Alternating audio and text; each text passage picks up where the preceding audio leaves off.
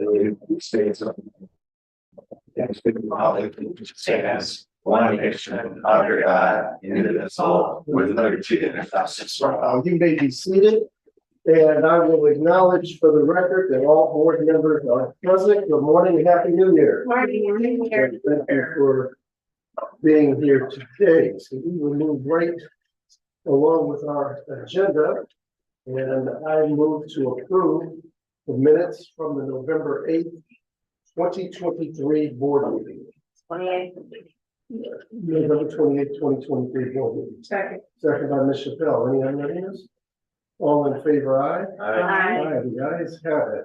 And I move to acknowledge Secretary of State directives beginning with 2023-21 in letter A, all inclusive to letter S 2023-39. Second.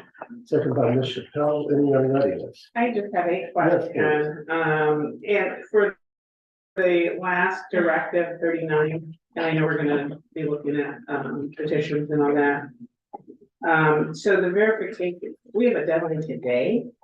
Yeah. So that's So we actually, I want to give kudos. just the Secretary of State, just Right. there for the record. Right, so today noon, the deadline to give the results and the scanned copies of all the petitions. I'll give kudos to Brett Walner and Sonny Wheat, who last week, that was their holiday week. They actually completed everything and we signed off and submitted everything last Friday. Oh, okay. So, So ahead of today's deadline. yeah, Oh, that's good. That's how we do it in Cuyahoga. Okay, thank you. That is before us. Any other unreadiness? No. All in favor, aye? Aye. Aye, the ayes have it. On to ballot. So I'm gonna, I'm gonna handle the audits, Ryan's fault. So we conducted two audits. We first will start off with September 12th, 2023 audit, that election. That was, we postponed conducting that audit because of going into the November cycle. So we did that at the same time as this. It was a smaller election of only 4 precincts, so it had 358 ballots. The staff actually just hand counted the entire election, and it came with a 100% exact match. And then for the November election, the Secretary of State for directive defined what you had to do. You had to do Issue 1, 2, and 5. 1 and 2, and 5 was you had to do something that's countywide. So that was the for us try to see. So we did that. Same thing. We went through hand counted 7,502 ballots, the exact match. And so we have maintained our 100% audit success rate. Okay, thank you. Having heard that, I move the certification of the post-election audit summary from the September 12th, 2023 primary election and the November 7th, 2023 general election. That's second. Second by Ms. Chappelle. All in favor, aye? Aye. The ayes have it. On the candidate and petition services, I move the acknowledgement of the following resignations from elected office. Phil Stevens, Bedford Heights City Council, member of council at large. Brian Hall, North Olmsted City School District, Board of Education member, and Joseph C. DeNeo, Strongsville City Council, member of council at large. Second. Second by Ms. Chappelle. All in favor? Aye. Aye. The ayes have it. We're on to number 5. We did reach out to Mr. Musson, who gave us some guidance on this issue, and I'm gonna ask Mr. Musson if he would just share with us a few things as it relates to the withdrawals of candidates as we go into the March 19th election. Thank you, Mr. Chair. The question arose whether or not individuals that had voted in the other party's primary in 2021 were eligible under 35-13.191 to run in the Republican Party's committee races.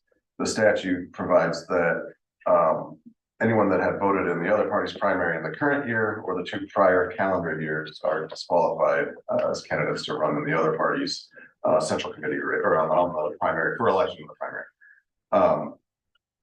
So the question arose, what is the current year? The filing deadline for those declarations of candidacy were December 20th, 2023. The board is not meeting to certify them until the 77th day before the primary, which is today, the 2nd of January 2024. So is the current year 2024 or 2023? Based on my reading of the statute, the current year, or the statute precludes you from becoming a candidate if you voted in the other party's primary in the current year or 2 preceding calendar years. So a candidate is not someone until they're certified by the board. So the board's meeting this year in 2024 establishes the current year. They don't become a candidate until certification. So there's nothing precluding you from certifying them as a candidate because they have not voted in the other party's primary in the current year, 2024, or the 2 preceding years, 2023 and 2022. The primaries that issued were in 2021, which is outside the look back window. So my opinion is that they're eligible to appear on the ballot in the primary. Just a question for me, Chair. Is that consistent with our past practice? I don't know. I think the past practice was based on the interpretation of the current year as the filing deadline. Just based on the way the facts play out, though, I don't know if it's irrelevant because the certification meeting happens in the same year as the filing deadline. And then it wouldn't matter which way you were interpreting the statute because they were both current year certification and filing deadline. Whether or not it's straddled 2 calendar years, I'm not sure how that's played out.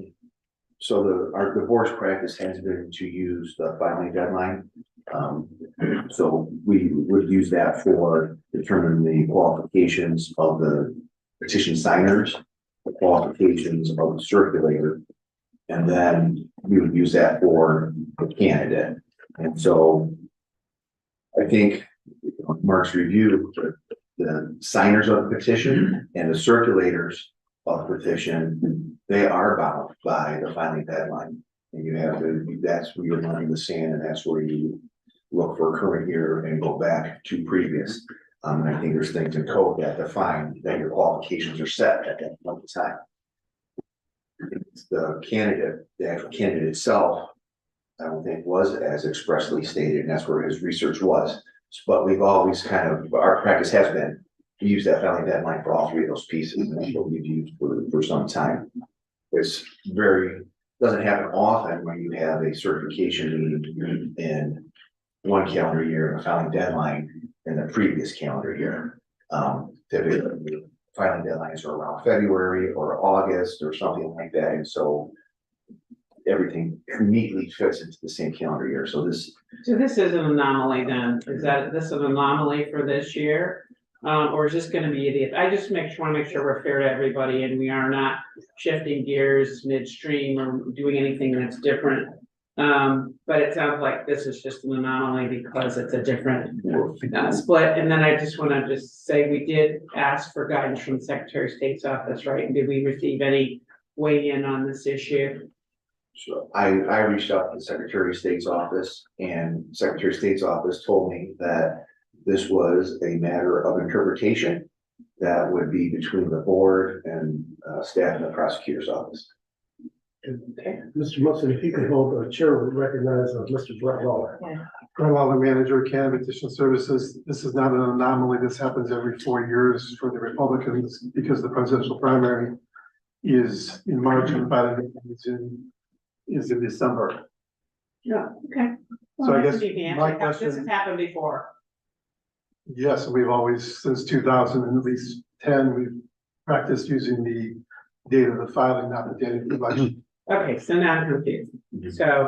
So we, past practice is to use the date of the filing, Yes, Yes.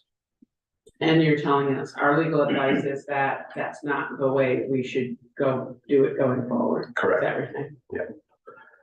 so it's my concern for doing the elections calendar is that I have to know the date of the board meeting going forward in order to create the calendar to instruct candidates on what look back years are. That's what we're saying. We're using the date of the certification moving forward. If the board agrees with the assistant prosecutor.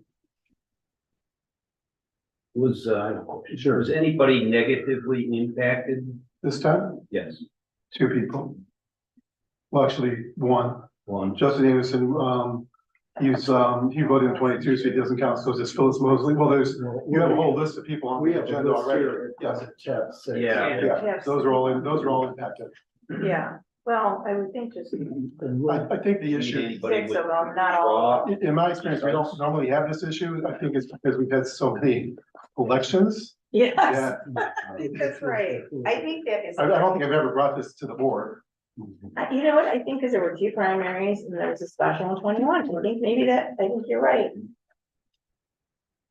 Well, my concern is that we're not being unfair treating it, because this is a shift in, it sounds like a shift in what we're doing.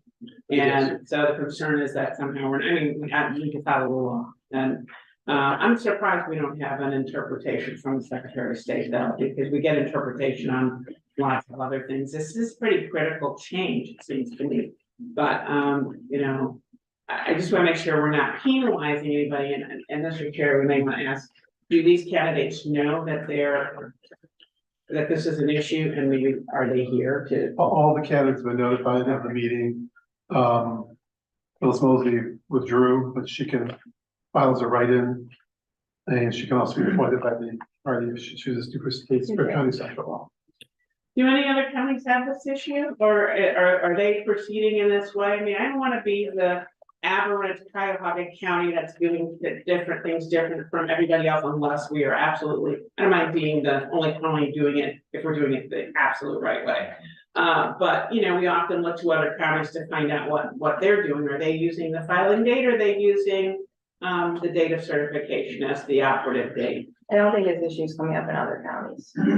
That's what. Do we know?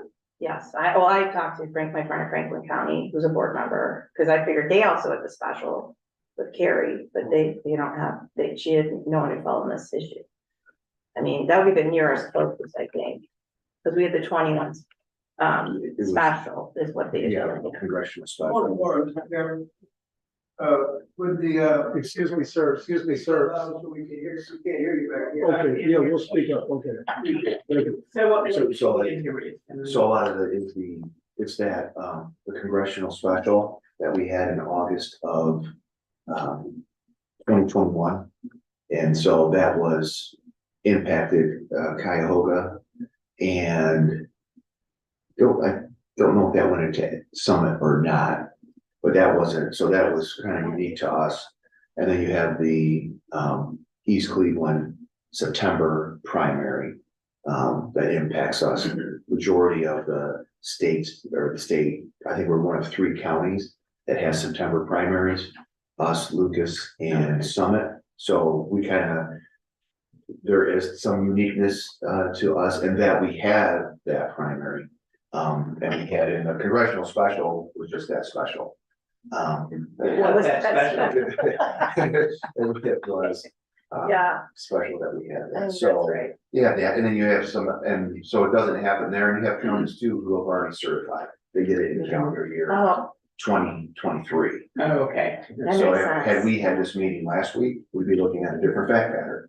If then, That's interesting. But as a matter of law, this isn't even a fact issue. It is in some sense, but as a matter of law, you're telling us that the key deadline or the triggering deadline is the date we certify, not the date the candidate files. Is that the legal opinion we're getting? Right, it precludes you from being a candidate if you had voted in the current calendar year or the past 2 calendar years in the other party's primaries. So you don't become a candidate until this board certifies you. So Oh, no. the condition triggers upon certification, and that's when you look at the current year. That's really different from what we've done before. I'm really concerned about the opinion here. I'm, no offense, but I don't understand how this is a big change from am I wrong about this, Brent? No, it's a big change. This is a big change, and I'm not comfortable with it. Not sure I understand it. I would ask that, you know, you provide a written legal opinion and we submit to the Secretary of State to, and ask for a real, weigh-in on it. I know we have to move forward because this is time sensitive, but going forward, I don't want to vote against it, but I'll tell you, I'm real reluctant because this is not, we can talk about the fact pattern. Every time we have a fact pattern, you know, but the law shouldn't change. So if you're telling me, I'm concerned that if this was the law all this time and we haven't really, Was it the law or was it our practice? I guess that was the question. Well, I mean, do the previous- I'm asking him is this a matter of law? That the issue and what we should be doing is, it should be that nobody becomes a candidate until we certify. That's correct, That's the which definition. impacts the trigger for the look back. Correct. Not the filing deadline, not the filing date is what I'm hearing. So that, as a matter of law, that is the legal opinion. Correct. Given to us. So, you know, the facts, I understand, impact that, the actual days. But it sounds like this is, I just am not comfortable, because it does impact candidates, it does impact how we've been doing things. And we've been doing this for how many years? 2010. Since 2010, and we're just figuring out that this is not the right way. Well, This is a- it happened recently with a petition issue too, a line. So I mean, given a recent Supreme Court case law. But we don't have a Supreme Court case, we don't have. True, We but- don't have, I'd be okay if we had judicial authority telling us this is the law. We don't have, we're making this interpretation and I'm troubled by it, that's all I'm saying about it, and I really think we need a written legal opinion, from you, and I think you gave us something in writing and on an email. But I think we need, Secretary of State to weigh in, or we can at least ask again, because this does impact candidates, and I hate to be the only county where really, you know, perhaps the only county that's taking this position or is moving forward in this way. I just am concerned, that's all I'm saying. Did we have people then withdraw? We have one, Phyllis Mosley for County Central. Yeah, And Justin Anderson withdrew, but he voted in 22, Yeah, so he would be he's covered not. twice. So he would, he would have been covered either way. Yeah, correct. Okay, so. he wouldn't be eligible in any, Correct. basically. Yeah. But what about at the others? There's two, I believe there's two on the list that voted in 21. Actually, I think it's- Go ahead. 22. 1, 2, 3, 4, 5, 6. those Yeah. they would fall under the monthly rule. Yeah. I see them on here. Mhm. Any comment from them? Did you get it? I know you say that they were advised and, Mr. Seffold here, I think he would like to speak on the issue. Well, He's the only one I'm aware of that's contacted me regarding this. he's asked for public comment, so we can hear from him later on. At this point, we've got what we need. do we maybe hear from him since we're talking about the matter now? So in case it may impact how we, This one, but he didn't submit a withdrawal. oh, He okay. did not submit a withdrawal. Yeah, these Okay. people did not withdraw. Okay. I So think they, it goes they on the fall issue. I under, think it's whether or not we yeah, want to validate. yeah, These so 6 they're, people. yeah, That's the question. so They didn't withdraw. basically, because they did not withdraw, they then, based on our legal guidance, would then be placed on the ballot. Yeah, Provided there's no other defects. Okay, Yeah. I got you. Okay. yes, that's why. that's what, I guess, do we know the answer to that question? Are there other defects other than, I mean, you know, No. okay, Yeah. that's a good question. Okay. But we're still using the filing deadline to qualify petition signers, then do I Yes, understand that? correct. But it's a different look back for petition signers It's versus, just the 1 year. yeah, So that's. it's not the same standard. Partisan election. Just one other thing, if I might, can you just clarify for me why this is only a Republican issue every 4 years? This is not a Democratic. I'm not sure about why the timing is. Because you're primary. Oh, that's okay. All right, you did. Democrats, Central Committee and State Central. Okay, run you it did with the say that. government race. Okay, all right. Thank you. Yeah, thank you. Mr. Ronald, Mr. Muffin. No, thank you. Unless it's Really, really. I'll just say that, you know, based Yeah, on the primary opinion of is- legal counsel. And I, you know, and we'll defer to the Mark Musson rule here. And you've looked at it closely, I know you have, and I have not, but I just would say that if we could actually do a follow-up again, I don't know if you had any conversation with the council down at Secretary of State's office. I am not. If you could maybe just do that to, and they may say the same thing, but I would just feel a little better. Also, if you have a lawyer to lawyer, have the legal tete-a-tete with counsel in the Secretary of State's office, then I feel even better about following adhering to the must and will. I think that's a good suggestion. All right. And I move, the acknowledgement of the withdrawals from the March 19th, 2024 presidential primary election. I'll second that. Second by Ms. Chappelle. Any other items? Hearing none, all in favor, aye. Aye. Aye. Ayes have it. Thank you, Ms. Wall. And I move certification of candidates for the March 19th, 2024 primary election. Second. Second by Ms. Chappelle. Does that include then? That would include these individuals. Okay, all right, I got it. Fall under the must and will. Because they did not get good plans. For the revised vote. I mean, revised them.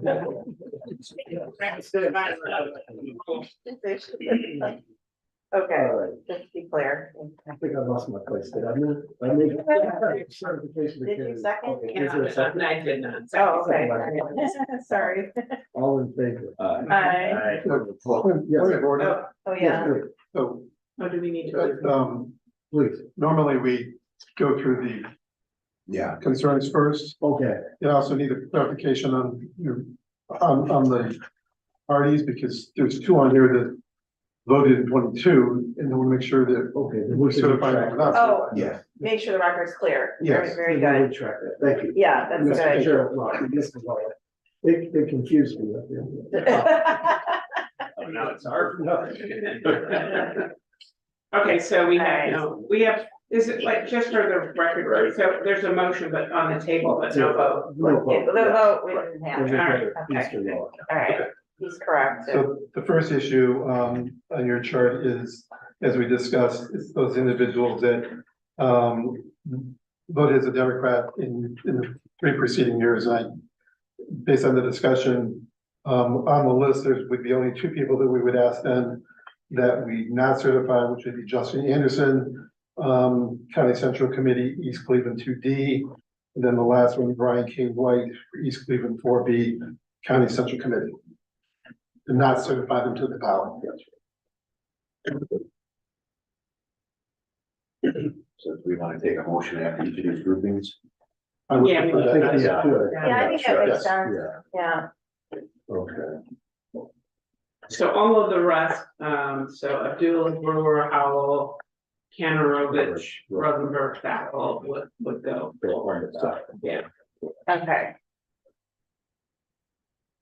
But they, and then the other 2 would not be certified. Okay. That makes sense. all right, so I move the certification of Efren Abdullah, Eric Brewer, Nicole Howell, Sherry Kantarovich, Benjamin Rosenberg, and Bob Saffold for State Central Committee, and Bob Saffold for the County Central Committee. A second. Second by Ms. Chappelle, all in favor, aye. Should we, And then I will, exclude from the ballot. Yeah. Justin Anderson, County Central Committee, and Brian K. White, County Central Committee. I will second all of that motion. Thanks. Okay. All right, all in favor, aye? Aye. The ayes have it, thank you. Okay. All right, Good. Mr. Lawler? So I was doing the next category. Yeah, well, we have, I'm gonna run it this way. The next item is, there's 2 candidates who do not have the qualifying 15 minimum signatures, which would be Jane Temple for US Rep District 11 and Patrick Toby, County Council District 4. I have not heard from Mr. Toby. I know that Mr. Hempel sat down with registration manager to discuss signatures.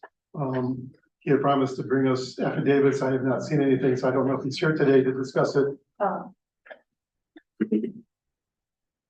Oh, and you can see, right, he can speak on his issue. Okay, sure. You have a chart from us of the ones that we believe that were in Okay. question. Yeah. With the signatures on the petition and the signatures that's in registration. Okay, thank you. Mr. Hemphill, present? Yes, sir.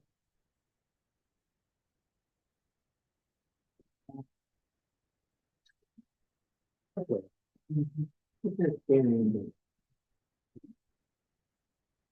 Welcome, Mr. Hemphill. The chair recognizes James Hemphill. Sir, if you would please state for the record your name and address, and then we'll have our court reporter swear you in, and then we'll hear I'm James Hemphill, and my address is 3388. Because the microphone. We can't hear you.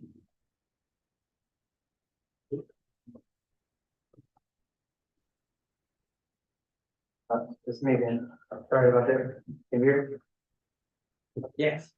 My name is James Hemphill, and my address is 3388 Berkeley Road, that's in Cleveland Heights, Ohio, 441. Okay, thank you. Raise your hand, please. Do you solemnly swear that the testimony you're about to give will be the truth, the whole truth, and nothing but the truth? Yes, I do. Okay, so who would you like to speak to? Okay, so I did speak to Mr. Wheaton, and initially I chose 10 names that I was gonna challenge. The problem was obviously the holiday and trying to coordinate, getting those people together. So I was only able to come up with 6.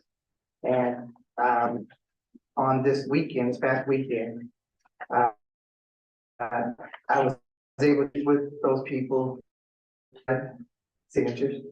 But there are 3 that are, because they challenged the authenticity of the people who signed. There were 2 that were because of hyphenated name issues, and 1 because of an address. And so I have clarification on all 6 of those. Just a question, if I might give you affidavits here. Just looks like you're with short by 3 signatures. Yes, So, and you have affidavits. so I have affidavits. I have 3 because they are stating that they are the actual people who affix their signatures. I have 2 because they were hyphenated names. 1 was a hyphenated name that was listed with the secretary, well, I'm sorry, with the Board of Election. And she signed with 2 of the 3 names, and because of that, the signature itself, there was no question of the signature, it was just whether or not she should have signed with the hyphenated name.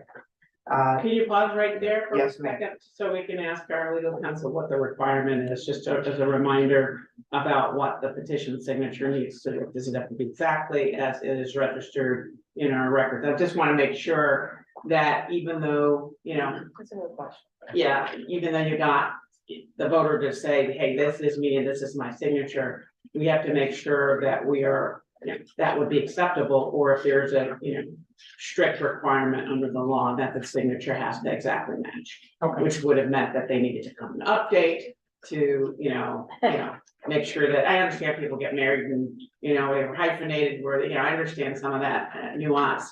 But the question I would have then for our council is, what is the legal requirement? And if we are able to accept that, the evidence you have to allow us to, to correct and somehow the 3 missing signatures, don't matter anymore, but go ahead. Can you tell us what the requirement is so we know what we are able to do in terms of any discretion that we have? Yeah, signature is a person's person's not legal mark written on that in that person's own hand, or that person's other legal mark that person uses during the course of that person's regular business and legal affairs that is written in that person's own hand. There's exceptions for opinions of fact and stuff like that. So it's a question of fact, whether or not the judgment call when they're running these matches. I know there's protocols, and I'm not as familiar on how they process signature matches, and I can try to think down into it, but Hassani or somebody else might be able I'm to. going to ask the chair to recognize Mr. Reed if he would come.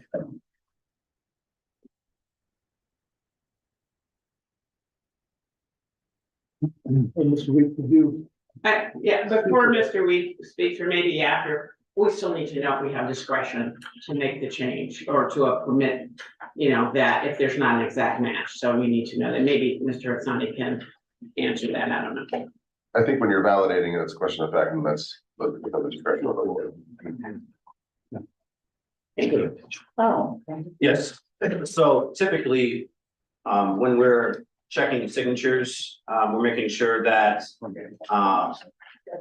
the signatures are matched. We basically take discretion on, you know, if there's anything that looks similar, then we give that to the voter. There's a lot of, for these, there were some printed names. So we had printed names on the petition versus what's in the database, which is actual signature. So that's the reason why those signatures were flagged not genuine. Additionally, when people sign, there's also times where they might have two last names. But sometimes on the signature, when they sign the petition, they may only have one last name that they sign. So when we go through, you know, our operators are told it has to be a match. So that's why, again, not genuine would come up when we're checking signatures. Okay, yeah, no, I appreciate that, and I understand that, you know, we're looking at, does it match? So I guess the question for me would be, what affidavits do we have? I mean, if a voter's saying that's my signature, you know, and, you know, do we have affidavits or something? We do have affidavits. So as I said, I attempted to get 10 people together. I was only able to get 6 together. And I have one other issue, because I'm gonna give you all of the affidavits. There was one for a particular person, Mary Ellen Schron, who happens to be the wife of Cuyahoga County Council member Jack Schron. And the question was whether or not she affixed on the petition Chagrin Falls as their city. I mean, it seems to me that's not even an issue. I mean, her signature's not an issue before the board at this point. I don't know. One that was stricken from, Pardon me? it was one that was stricken from the. Was she dropped? The concern he has is that we rejected the signature because she did not list the city that she resides in. Oh. The code says so a lot of times it's like people living in Mayfield Village use Case Mills because that's their post office box. So if you put down Chagrin Falls, you don't live in Chagrin Falls, we can't count it. That's the policy of the board. You can put Cleveland down because that's generic. If you put down the wrong address, that's not in our database, we can't accept it. Yeah, I understand. Okay, I apologize for interrupting you. I understand. That's good to know that. And so for that one, she gave me a signature.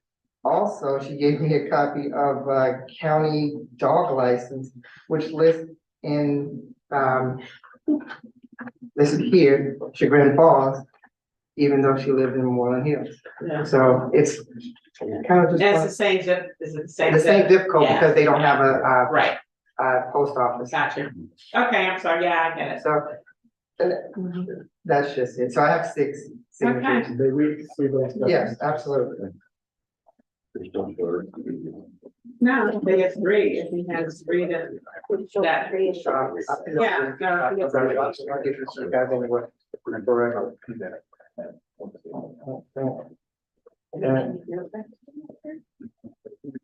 You know, I will say, sometimes, you know, when people are signing petitions, they should realize they should be signing their signature. People are in a hurry, Well, and I'm just making a comment, yes, just, I understand why sometimes people might, let me print my name real quick, or let me just, you know.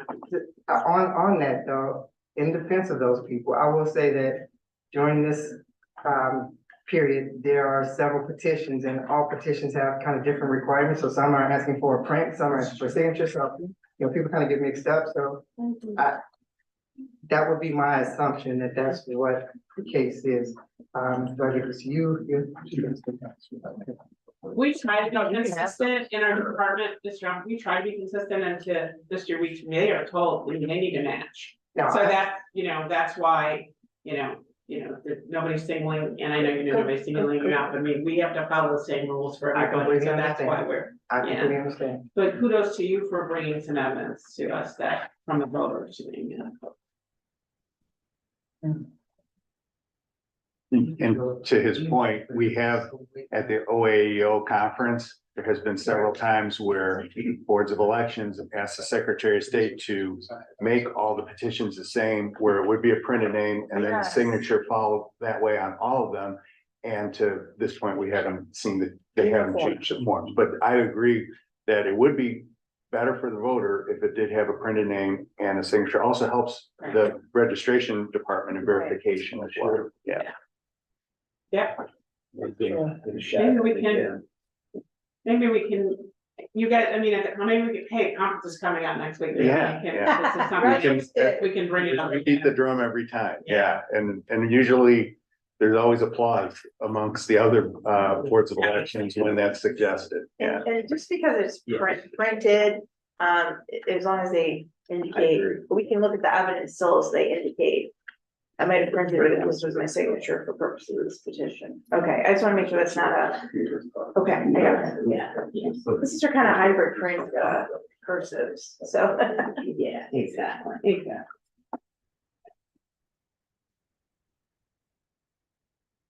And just to be clear, on the hyphenated names. Issue, which I think is. Two of these and one is, well, two of these. That you said is a matter for us to determine if in other words, it's not strict interpretation, it has to be both names, just to be clear. So the signature must match the signature on file with the Board of Elections. The Okay, board must not invalidate the signature because the elector signed it using a derivative of their first name, whereas the board can confirm the identity of the elector. okay, So so, like- And again, that's, if we have evidence from the voter, it trumps the match.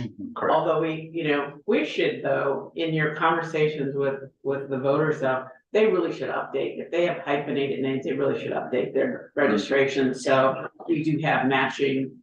Signatures, because that really is the gold standard. I agree.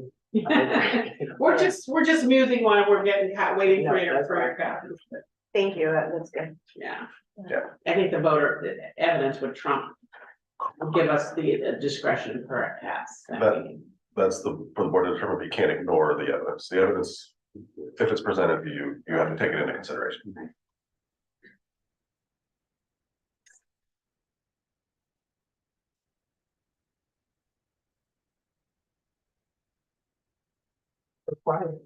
Yeah. We're waiting for copies to come, so.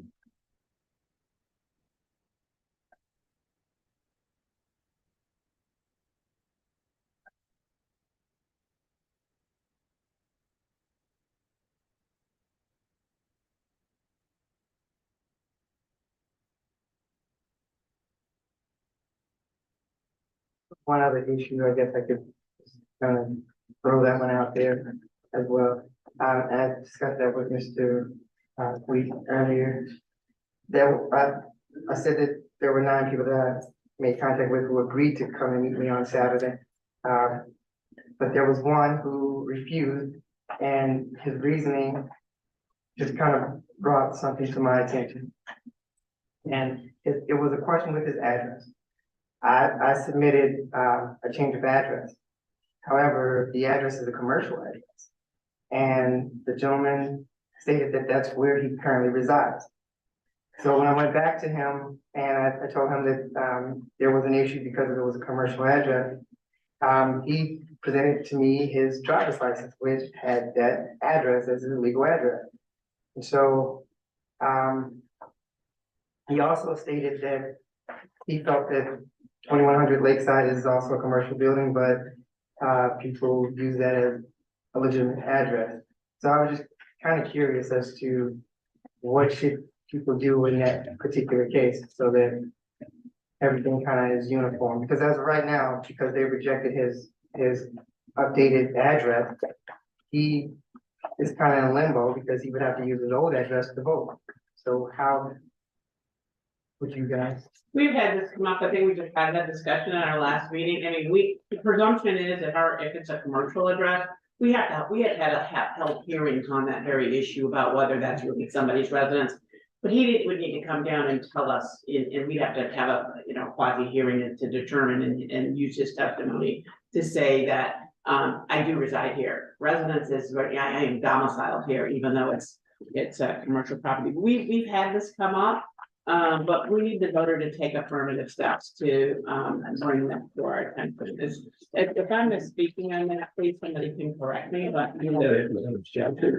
Are these the same? No, I don't think It was It's on 800, it's close. So, The shelter. I put it at 100 is. Yeah. So that would be acceptable. Oh, okay. Home shelter. But to your point, other addresses, they would do what? They would come before us and they would provide their evidence as to this is where I reside. Well, he would have been legit, that's what I'm saying. He's claiming he's at 21. No. Oh, It's a commercial address where he actually runs a business. oh, but you mentioned that address. Yeah. Confusing. We literally had this issue just at our last meeting or the meeting before last, and so we need the voter to come and testify, I think, under oath. This is. Well, he was a bit hostile because he felt he was being I targeted. mean, No, we're not. I know. actually, that's interesting. And did we not just have a whole hearing on this with somebody? Yeah. Yeah. Registration challenge. Okay, there's one. That's.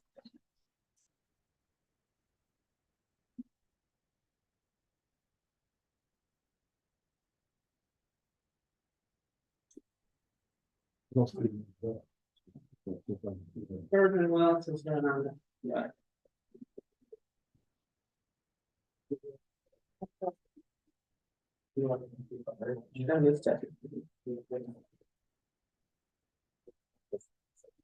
What's this? Shrine. So thanks, Mark, I guess to cut to the issue, I do know, like, one of the tells I have a friend in Pepper Pike who does this thing on petitions, physically through falls with the mailing. And Mr. Waller, the village gets noise, et cetera. So, I guess this, if you put the wrong city, even if that is your postal mailing, I mean, are we saying that that's just a bar? The Secretary of State says if the elector's address on the petition differs from that on file with the board, Right, then the board must invalidate the signature. okay, Unless okay, the signer has provided the elector's residence information in a format that is consistent with postal regulations, as opposed to the political subdivision on file with the board. So oh, I interesting. mean, that would make Right. it. I mean, that sounds that way. to me. Read that language again. Yeah, if you because don't mind. I see that, I mean, read the language again, if you want. this is from the elections officials manual, and I can trace it back to the statute. I'm sure it's consistent with the law. If an elector's address is given differs from that on file, the board must invalidate it, unless the signer has provided the elector's residence information into a format that is consistent with postal regulations, as opposed to the political subdivision on file with the board. Oh, Yeah, that's. Yeah. interesting. So does that mean that Can you define for me the I'm sorry. information for I'm a sorry. second? That'd be great. Thank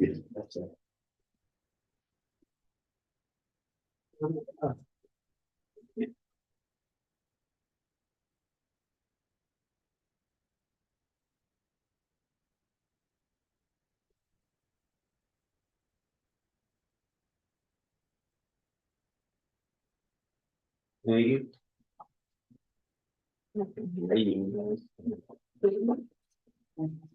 This more affidavits.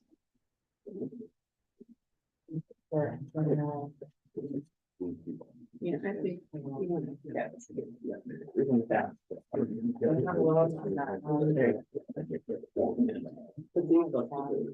Okay. Yeah.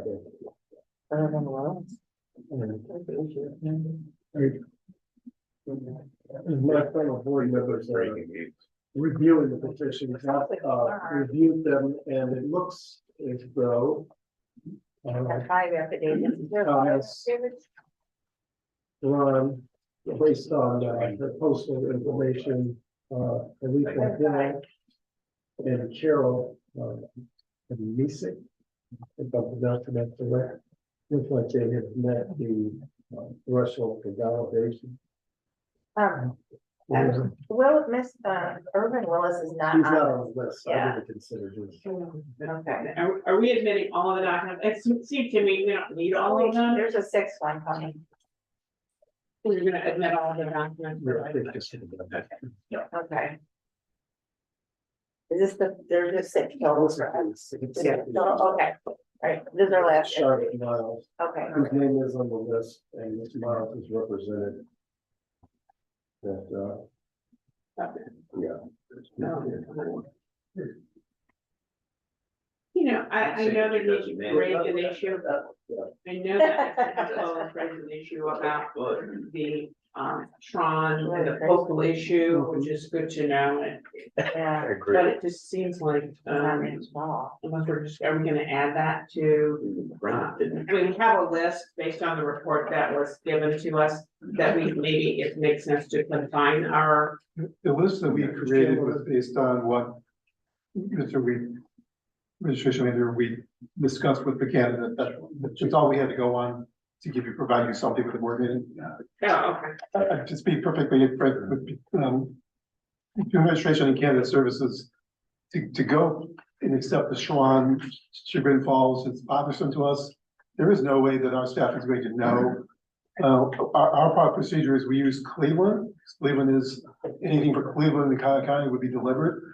For our staff to have to go back every time to try to figure out what post office belongs to what particular city, it's just impossible for us to do. So you may end up with more challenges going down the road because we wouldn't be able to agree to that. Well, if I may, I mean, I'm not suggesting we make a unilateral change, but we're being presented evidence Okay. today. So I think we probably do want to include all of the evidence that's presented today, including the postal issue. You know, it falls within the caveat you read unless we have proof or voter evidence. So I understand it may present a problem Yeah. administratively for you going forward, but I think we should include it and consider it as we accept, Mr. Chair, all of the evidence as a practical matter in the interest of time. I don't know if we need to go through each one, but by my read, just even on the voter information and affidavits that have been submitted for certainly at least for we have, I know we got Charlotte Miles,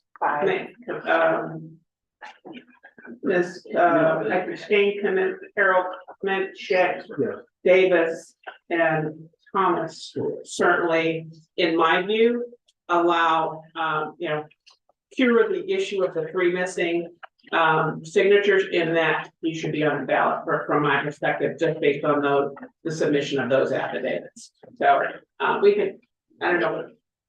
Yeah, I would make that motion. All right, so properly moved. Right.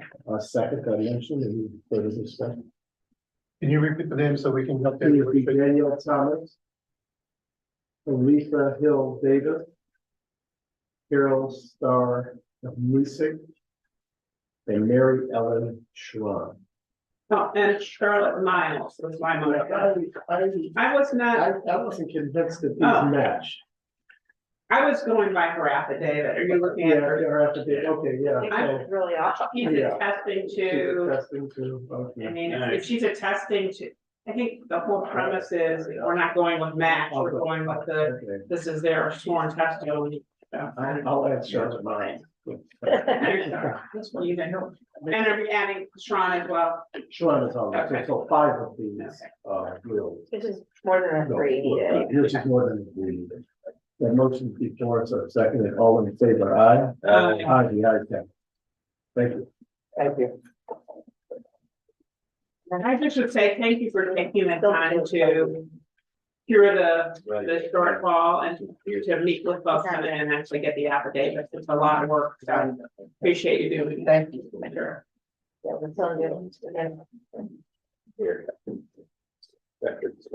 Okay, Mr. Weller. Okay, Kathy, Sylvie. Yeah, Does not have a sufficient number of signatures, so we have to not be certified to develop these. Okay, thank you, Mr. Sylvie here. Mr. Toby is not present. And we have guidance from staff. We moved that, Mr. Toby not be certified for the March 19th, 2024 ballot. I will second the motion. Okay, properly moved and seconded, all in favor, aye? Aye. The ayes have it. Thank you. The next item is, in concert with the local option, on Lorraine Avenue, 5R question 1.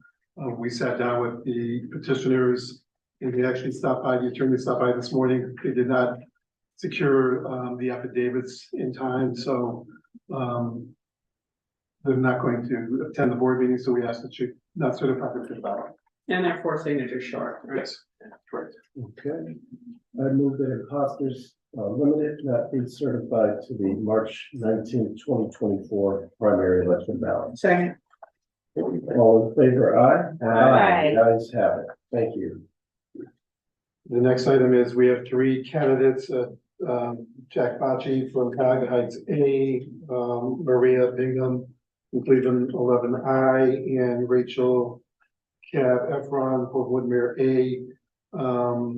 They did not either include their precinct or their ward or precinct, which are required, so the board knows where to place them on the ballot.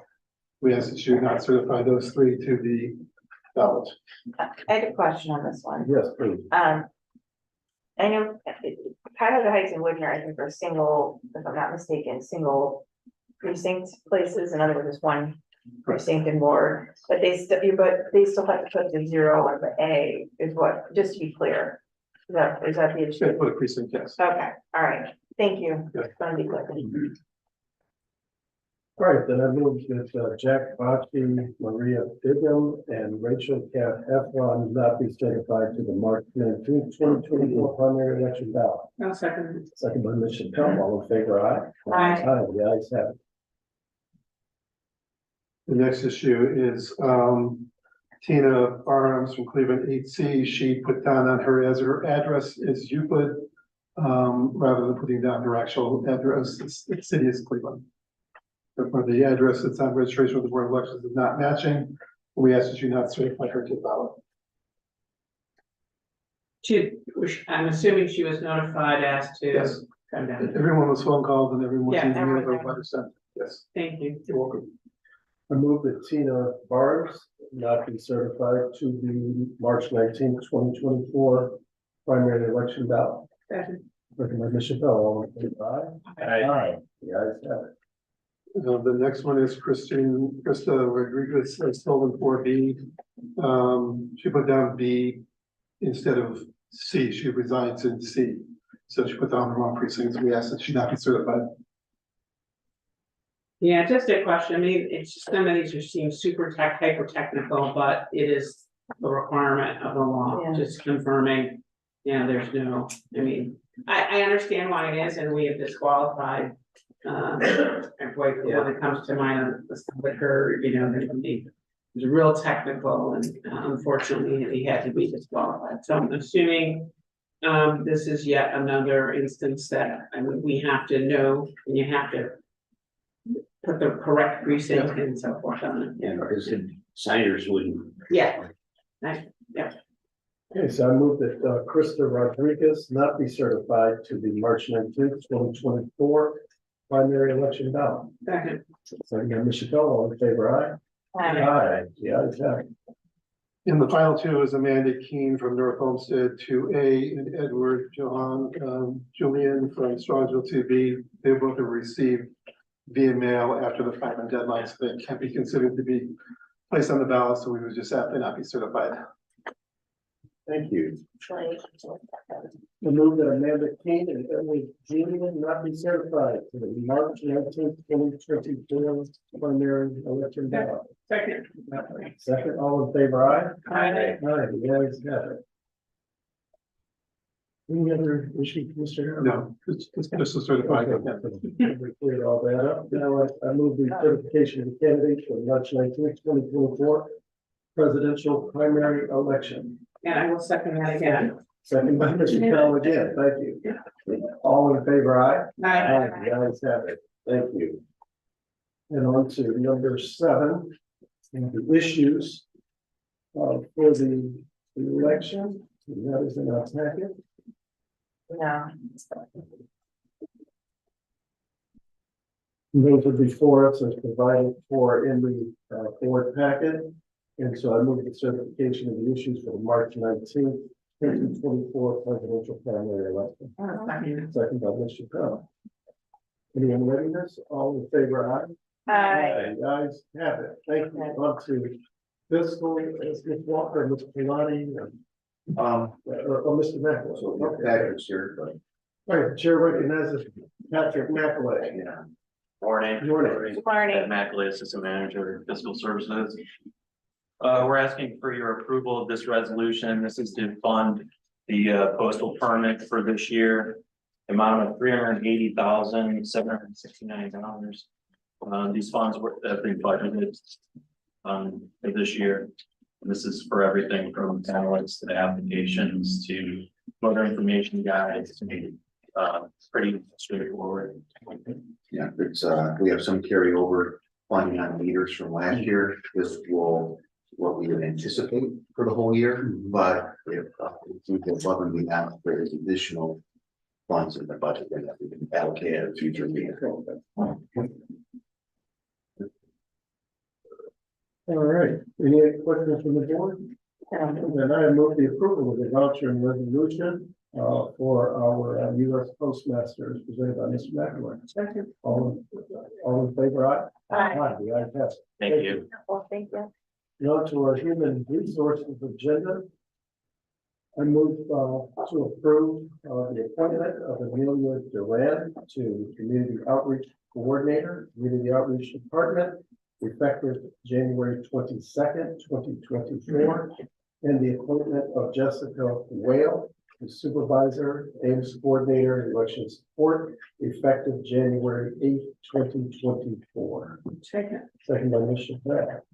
All in favor, aye. Aye. The ayes have it. Thank you. And on the new business, the director. Really didn't have anything prepared, but a couple of things I wanted to point out. While today we certified candidates and issues for the March election, we have a couple of county deadlines still. January 8th is the write-in deadline for candidates for this election, as well as January 19th is the charter amendment deadline for that election. And so all those items before our next meeting on the 23rd, which will certify in the additional filings that come in, as well as there is a write-in protest deadline that is there too. So we'll see what happens with that. As Board Member Chappelle had mentioned, next week is Ohio Association of Elected Officials Conference down in Columbus, and that'll be Wednesday through Friday. All these a good informative conference. There will be some representatives, I think Secretary of State on some of the panels there, and as well as Board Member Chappelle will be on a panel. Oh, yay. And I was volunteered on both. I'm on a panel also, the opening one, so that's always informative, get together with colleagues across the state. Other than that, we complete our petition review. And it's the year starting off with a bang. We got a lot going on because this election is before you know it. We hope by the end of this week to do our initial import of the ballot language and begin that layout and proofing process. We have a high percentage of our formal locations locked in. So hopefully within the next 1 to 2 weeks, we'll be 100% there. Our poll worker training starts up before you know it. So everything is moving forward as it should. And there's no reason into this year. Thank you. Thank you. I have a question on this. Just a quick question, and I think you guys probably already handled it. On December 13th, we received a letter from the chair of the U.S. House Representatives Committee on House Administration. federal election, there, I guess they were made aware of a report that 903 votes were not counted on election night because of the damage to the US, the memory stick, and I forget which community that was for, I want to say. Bay Village. Did we respond to this letter? Because I don't think we saw the response. No, it'll be, you will respond to speaking and share it. Okay, Thanking them for acknowledging the good work that we do in the audits here in Cuyahoga County. yeah, there we go. All right, just want you'll share that then. Okay, thank you. Great. Any other new business? All right, Chair has received several requests for public comment, so I'll call them in order. Chair recognizes Pamela Pinckney, if you would please come forward.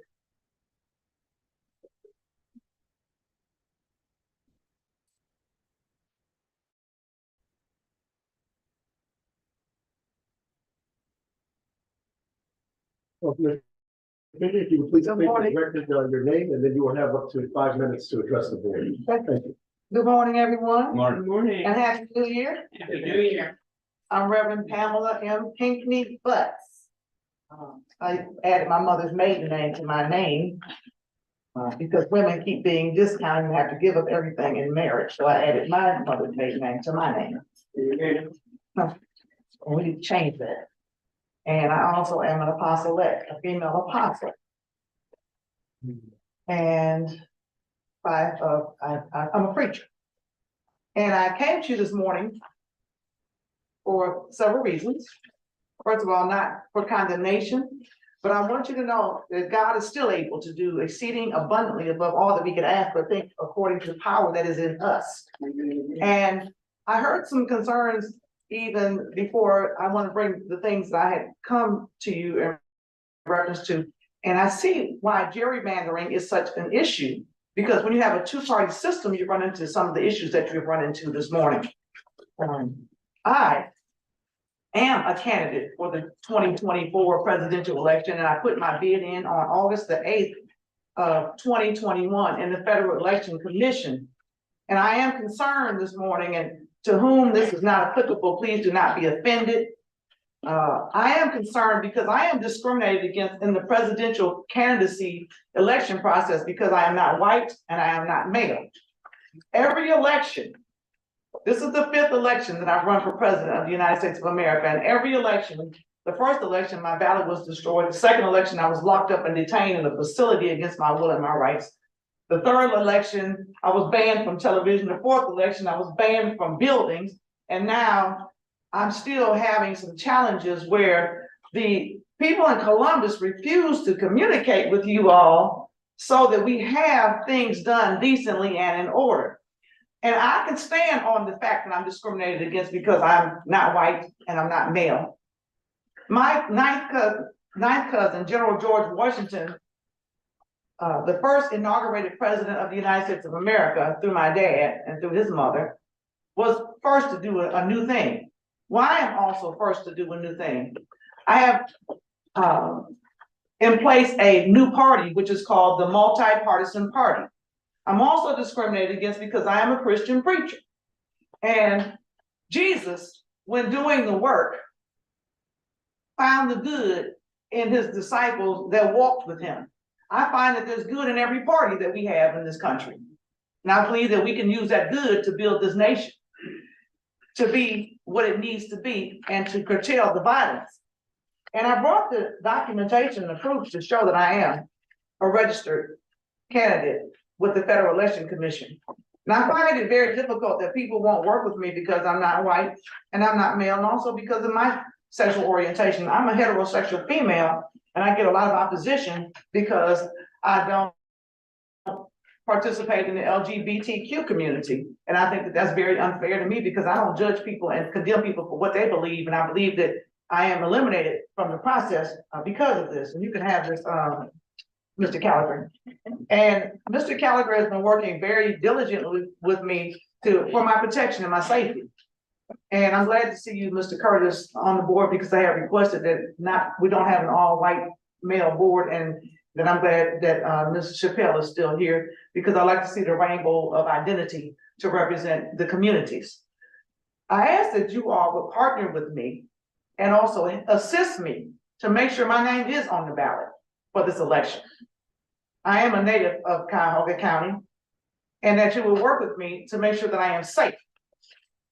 And I ask that you all will look into the fact that I have been talking for some time now about only having one ballot box at the Board of Elections and not having more throughout the multiple communities in Cuyahoga County, and it's been ignored by the state of Ohio down in the Secretary of State's office.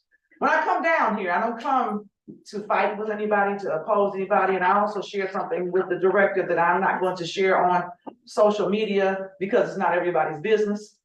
But he will share the information with you in terms of my privacy and my being able to communicate with you all when I'm not here. We need to make things better. Better and more in 2024. Better and more. We need more open doors. We don't need people to be illiterate in terms of voting.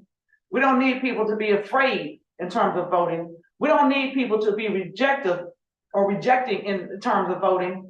We don't need people to be concerned about whether their vote matters in the council. Thank you so much. Your 5 minutes is. Absolutely. And I am also the former chairperson of the clergy for the East Cleveland chapter of the League of Women Voters. God bless you all. Thank you. May your families be safe, and may you have a blessed and a prosperous new year. Thank you, you too. Thank you so much. The chair recognizes Mr. James Hemphill. Did you want to come back, or did you take care of your business when you were out before? You're done. Thank you, sir. Okay. The chair recognizes Donald Walker Brown.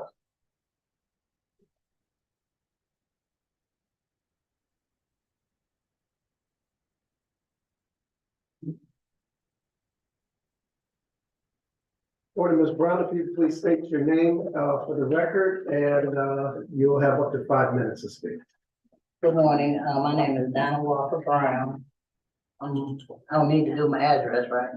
You can, yes. 764 East 92nd Street, second floor, Cleveland, Ohio.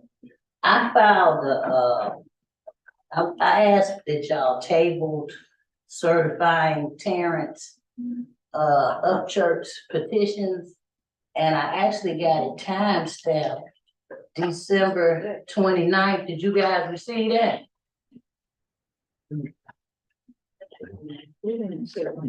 Y'all haven't received it? Was that in our package? It's not in our package. So there's a handful of public records requests that come forward, and looks like a protest of the write-in candidate for that, but our write-in candidate deadline has not passed, as well as the come up to the deadline for protests of write-ins. Just to be clear, is that gonna be handled on the 23rd then? Yeah, which, yes. Okay. Oh, I see. Okay, the reason why I filed it ahead of time on the 29th, because you guys would have been done certified petitions and withdrawals. So if I don't address it today, by the time the 23rd comes, it'll be a moot issue. Because he'll be withdrawn already. Don't y'all certify petitions and withdrawals today? The right, go ahead. I'm not addressing him as a writer. I'm talking about him as and I'm not addressing the writing. And I'm surprised they didn't give y'all this, and it was time stamped. I'm not aware of the protest of a withdrawal. I think, if I don't mean to, if I'm speaking wrong, let me know. Please. So I think her clarification is, for purposes of today's hearing, I wish to protest the acceptance of the withdrawal. Am I correct? Right. Okay, and then she may protest, but that would be at the 23rd hearing. That's a separate issue if you protest the write-in candidacy itself. So you're just specifically here on the withdrawal acceptance. Right, did you guys, right, accepted his So withdrawal? that's her as a- position, I guess. So, My problem is this was time stamped by the Board of Election and y'all don't have it. That's problem number one. I also made a public records request that it was incomplete. And two, I did 3 of them. I had 3 separate public records requests. They were incomplete. One, I expected you not to have because of the video, but the documents that I asked in one public request that was itemized 9 different things, I expected you to have them because those are PDF. So my problem is, this was timestamped and y'all the board, y'all having a hearing today, y'all talk about certifying petitions and withdrawals today, and y'all don't have it. And it was timestamped. Yeah, Mr. Waller. Yeah. We received this documentation on Friday, it was given to me. I explained to Ms. Walker Brown on Friday, the Terrace Church filed on the 20th, he withdrew on the 21st. We're not certifying his candidacy via petition at today's meeting. He's not on the agenda for anything whatsoever as regarding certification as a candidate. The board is acknowledging all the withdrawals. So that's simply ministerial, and I don't even believe we can ask the assistant prosecutor that the board even has to acknowledge those. It's my understanding, once a withdrawal is given, the withdrawal is the withdrawal and you're off the ballot. We do it as a courtesy to acknowledge it for our board members as we do resignations and appointments. As for the records request, she gave us the records request. We sent everything to the clerk to the board, and he is handling all that. And there's quite a bit of information there, and to expect us to turn it around in 24 hours, I think that's not the policy of the agency to gather all that information together, considering that the 2 departments had state petitions and the certification and everything else that we needed to do. And this was all explained to her on Friday. So the public records requests are still in progress? Yes, absolutely. Okay, all right. Okay, here go the problem. On the 21st, he withdrew. And then he turned around on the 27th, he withdrew again.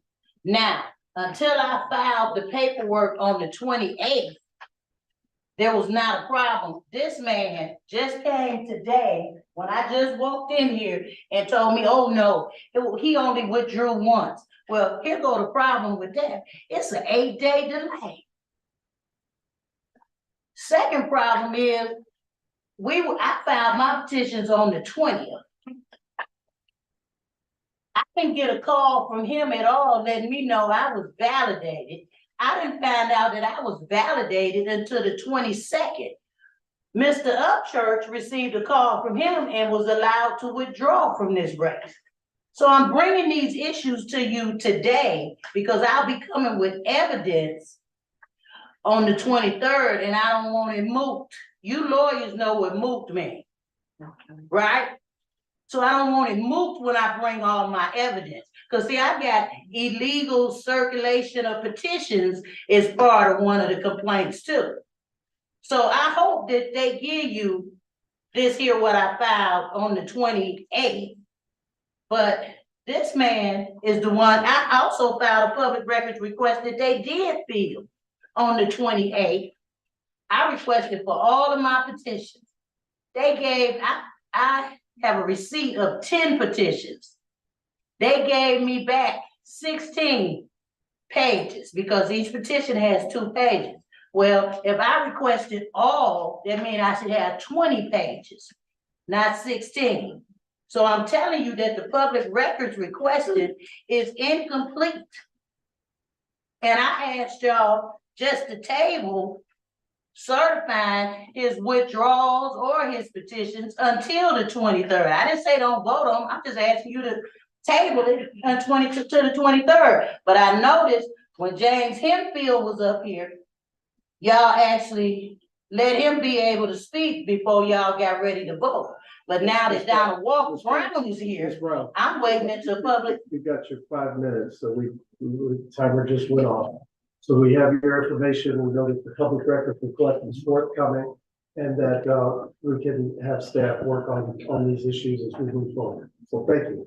Okay. I would just ask too, if there's a formal complaint that Ms. Walker Brown has mentioned that she wants us to consider, if we could get the specifics about that. She said, I outlined some of that already from the podium, but if we could get that in advance of the meeting, then that would help us be able, I'm a visual learner, so it'd be helpful to me to see in writing what her concerns are, and then what our response is before our meeting on the 23rd. So I got one question before I step down. So did y'all vote, or you did vote to certify him, right?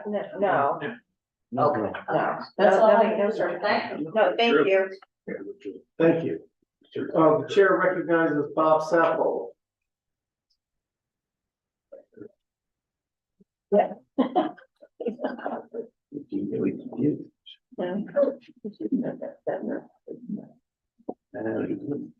Mr. Sappho, if you please state your name and address for the record, please. 5 minutes. My name is Minister Robert Earl Sappho, I like to be called Brother Bob.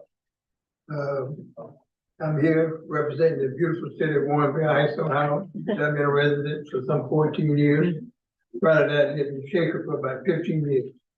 I think this is my third time coming before this August body. Chappelle, I think, is the only one around when I first started here. It's good to see you. Good to see you, Brother Bob. Happy New Year. Thank you. The rest of you, board members, and fellow citizens and staff. I'd like to read voluntarily from the letter I received from Ms. Lisa Strickland, Chairman of the Republican Party of Collier County, dated November 21st, 2023.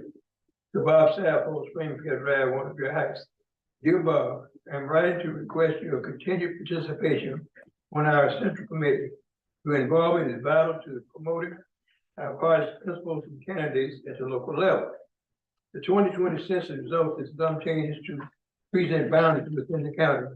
Based on your current address, you should file to renew the central committee position in the city, Warren Bear Heights, Ward 5, Precinct B. I've enclosed a renewal form for your convenience.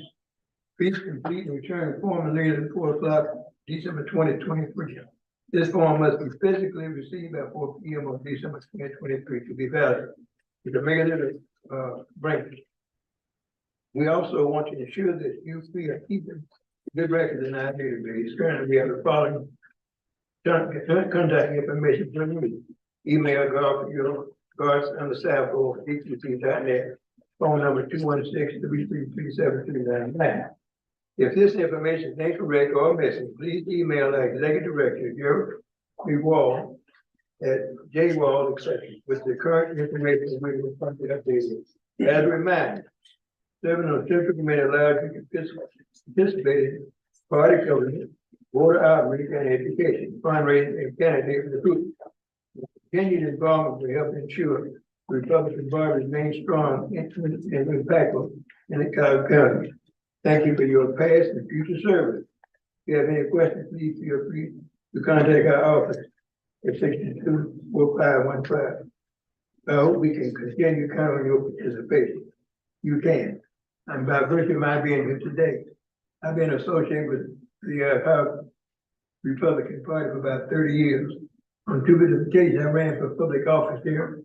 On at least one occasion, I gave you a vote as board, and you're really my favorite to get on the ballot. I've been an active member of this party for more than 25 years. As a matter of fact, I was honored approximately a year ago by the party for my continued activity within the party and for my service in the Marine Corps some 18 years. So that stays to show that I've been active with the party. It seems to me, I'm not sure if this is a local county rule, or it's a law passed down by the state of Ohio as a cursory.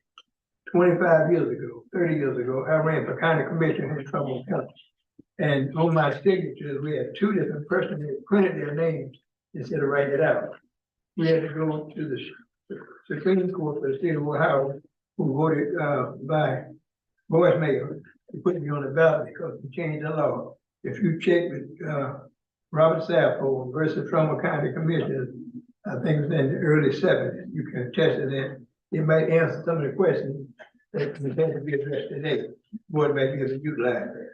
So my point is, I think I should be received and allowed to participate in my candidacy for the county central committee and also the state central committee. To my knowledge, there's only been 2 black males elected to represent the state of Ohio in the state central committee. That was, I believe, it was Mr. Kenny Blackwell, and then he's succeeded by his brother some 25 years later. The reason I came down, I was recruited by members of the party to sign a petition for different candidates. And I came down and while I was here, I noticed that one of the persons who was running for this position, I wasn't aware of him, he hadn't been around. And I think we need to have as much intellect, knowledge as possible to go down and address some of the issues that, regular people spoke about today down in Columbus, and even further than that, not only Columbus, but in Washington DC. I've been a registered lobbyist for the state of Ohio some 40 years. I'm prepared to serve as I have been for more than 30 years. And I'd appreciate the indulgence of you folks and would vote to allow me to serve as a candidate for the, not only candidate, but be appointed to serve as the precinct chairperson for the county, and also my candidates for the state of Ohio. Thank you. Thank Okay, you. and Bob, you were certified to the Yeah. ballot, so You did. you're on the ballot. When was You did this? that earlier in the meeting. You might not have been able to hear when you asked for the thing, but you are on the ballot. That was done earlier in this meeting. I appreciate that. Okay. Yes, for both In positions. both instances, On both instances. Yeah. thank you very much. Very good. Thank you, sir. Thank you. All right, there being no other business before us, I move to adjourn the meeting. Second. Second, all in favor, aye. Aye. Aye, the ayes have it. Have a great day. Thank you.